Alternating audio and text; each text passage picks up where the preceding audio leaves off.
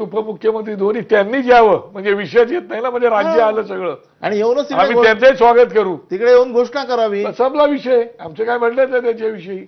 अजित पवारांचं मत तेच आहे की 5वी पासूनच हिंदी शिकवायला हो. पाहिजे. त्यांना तुम्ही फोन केला होता, त्यांना बोलवलं मी तुम्ही केला होता मोर्चा- ना फोन.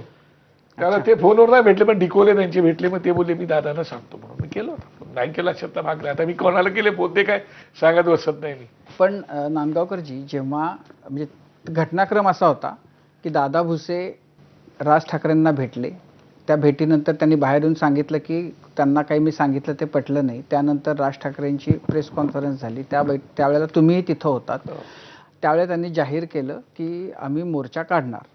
त्यांनी त्यावेळेला 6 तारीख सांगितली होती. करेक्ट आहे. आता हे काढताना हे तुमच्याबरोबर येतील, बाकीचे पक्ष आपल्याबरोबर येतील, अशी कुठं तुमच्या मनामध्ये तो तसा विचार होता? नाही, तसा विचार नव्हता त्यावेळेला.